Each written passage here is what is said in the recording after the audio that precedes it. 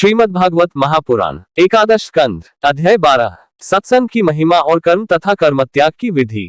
भगवान श्री कृष्ण कहते हैं, प्रिय उद्धव, जगत में जितनी आसक्तियां हैं उन्हें सत्संग नष्ट कर देता है। यही कारण है कि सत्संग जिस प्रकार मुझे वश में कर लेता है वैसा साधन न योग है, न सांख्य, न धर्मपालन और न स्वाध्याय, तपस्या, त्याग, इष्टापूर्त और दक्षिणा से भी मैं वैसा प्रसन्न नहीं होता। कहाँ तक कहूं, व्रत, यज्ञ, वेद, तीर्थ और यम नियम भी सत्संग के समान मुझे वश में करने में समर्थ नहीं है। निष्पाप उद्धव जी, यह एक युग की नहीं सभी युगों की एक सी बात है। सत्संग के द्वारा ही दैत्य, राक्षस, पशु पक्षी, गंधर्व, अप्सरा, नाग, सिद्ध, चारण, गुह्यक और विद्याधरों को मेरी प्राप्ति हुई है। मनुष्यों में वैश्य, शूद्र, स्त्री और अंत्यज आदि रजोगुनी तमोगुनी प्रकृति के बहुत से जीवों ने मेरा परमपद प्राप्त किया है। वृत्रासुर, प्रहलाद, वृषपवा, बलि, बाणासुर, मैदानव, विभीषण, सुग्रीव, हनुमान, जाम्बवान, गजेंद्र, जटायु, तुलाधार, वैश्य, धर्मव्याध, कुब्जा, व्रज की गोपियां, यज्ञपत्नियां और दूसरे लोग भी सत्संग के प्रभाव से ही मुझे प्राप्त कर सके हैं। उन लोगों ने न तो वेदों का स्वाध्याय किया था और न विधिपूर्वक महापुरुषों की उपासना की थी। इसी प्रकार उन्होंने कृष्ण, चंद्रायन आदि व्रत और कोई तपस्या भी नहीं की थी। बस केवल सत्संग के प्रभाव से ही वे मुझे प्राप्त हो गए। गोपियां, गायें, यमलार्जुन आदि वृक्ष, व्रज के हरिण आदि पशु, कालिया आदि नाग, ये तो साधन साध्य एक संबंध में सर्वथा ही मूल बुद्धि थे। इतने ही नहीं, ऐसे ऐसे और भी बहुत हो गए हैं जिन्होंने केवल प्रेमपूर्ण भाव के द्वारा ही अनायास मेरी प्राप्ति कर ली और कृतकृत्य हो गए। उद्धव, बड़े बड़े प्रयत्नशील साधक योग, सांख्य, दान, व्रत, तपस्या, यज्ञ, श्रुतियों की व्याख्या, स्वाध्याय और संन्यास आदि साधनों के द्वारा मुझे नहीं प्राप्त कर सकते, परंतु सत्संग के द्वारा तो मैं अत्यंत सुलभ हो जाता हूँ। उद्धव, जिस समय अक्रूर जी भैया बलराम जी के साथ मुझे व्रज से मथुरा ले आए, उस समय गोपियों का हृदय गाढ़ प्रेम के कारण मेरे अनुराग के रंग में रंगा हुआ था। मेरे वियोग की तीव्र व्याधि से वे व्याकुल हो रही थी और मेरे अतिरिक्त कोई भी दूसरी वस्तु उन्हें सुखकारक नहीं जान पड़ती थी। तुम जानते हो कि मैं ही उनका एकमात्र प्रियतम हूँ। जब मैं वृंदावन में था तब उन्होंने बहुत सी रात्रियां, वे रास की रात्रियां मेरे साथ आधे क्षण के समान बिता दी थी।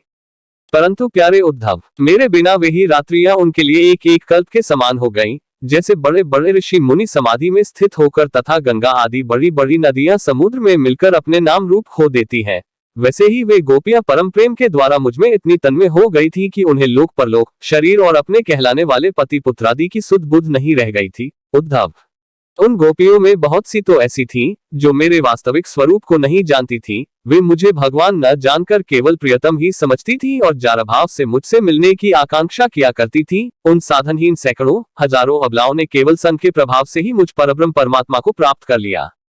इसलिए उद्धव, तुम श्रुति स्मृति, विधि निषेध, प्रवृत्ति निवृत्ति और सुनने योग्य तथा सुने हुए विषय का भी परित्याग करके सर्वत्र मेरी ही भावना करते हुए समस्त प्राणियों के आत्मस्वरूप मुझ एक की ही शरण संपूर्ण रूप से ग्रहण करो, क्योंकि मेरी शरण में आ जाने से तुम सर्वथा निर्भय हो जाओगे। उद्धव जी ने कहा, सनकादि योगेश्वरों के भी परमेश्वर प्रभो, यो तो मैं आपका उपदेश सुन रहा हूँ, परंतु इससे मेरे मन का संदेह मिट नहीं रहा है। मुझे स्वधर्म का पालन करना चाहिए या सब कुछ छोड़कर आपकी शरण ग्रहण करनी चाहिए? मेरा मन इसी दुविधा में लटक रहा है। आप कृपा करके मुझे भलीभांति समझाइए।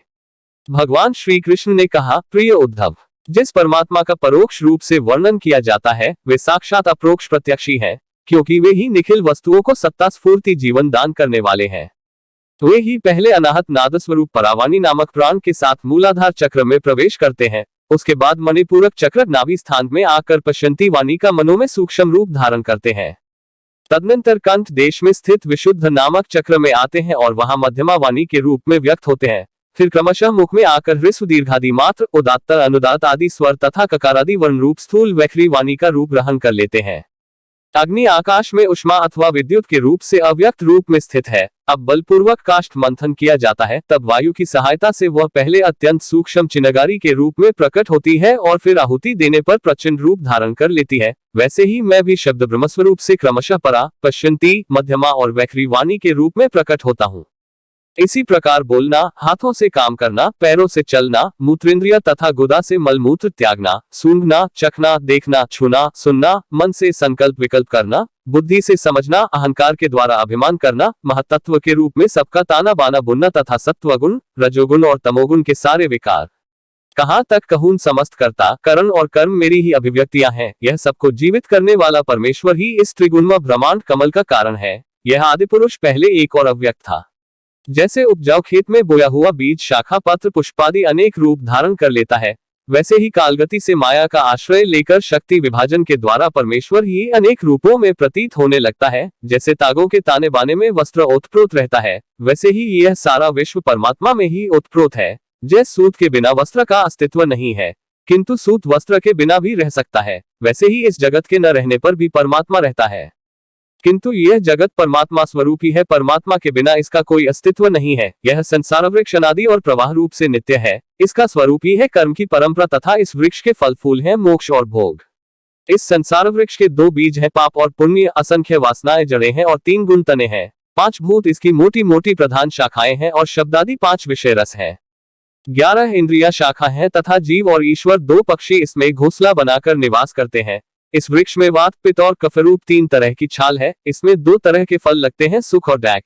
यह विशाल वृक्ष सूर्यमंडल तक फैला हुआ है। इस सूर्यमंडल का भेदन कर जाने वाले मुक्त पुरुष फिर संसार चक्र में नहीं पड़ते। जो गृहस्थ शब्द रूप रस आदि विषयों में फंसे हुए हैं, वे कामना से भरे हुए होने के कारण गीध के समान है, वे इस वृक्ष का डखरूप फल भोगते हैं, क्योंकि वे अनेक प्रकार के कर्मों के बंधन में फंसे रहते हैं। जो अरण्यवासी परमहंस विषयों से विरक्त हैं, वे इस वृक्ष में राजहंस के समान हैं और वे इसका सुखरूप भोगते हैं। प्रिय उद्धव, वास्तव में मैं एक ही हूँ, यह मेरा जो अनेकों प्रकार का रूप है वह तो केवल माया में है। जो इस बात को गुरुओं के द्वारा समझ लेता है, वही वास्तव में समस्त वेदों का रहस्य जानता है। अतः उद्धव, तुम इस प्रकार गुरुदेव की उपासना रूप अनन्य भक्ति के द्वारा अपने ज्ञान की कुल्हाड़ी को तीखी कर लो और उसके द्वारा धैर्य एवं सावधानी से जीव भाव को काट डालो। फिर परमात्मा स्वरूप होकर उस वृत्ति रूप अस्त्रों को भी छोड़ दो और अपने अखंड स्वरूप में ही स्थित हो रहो।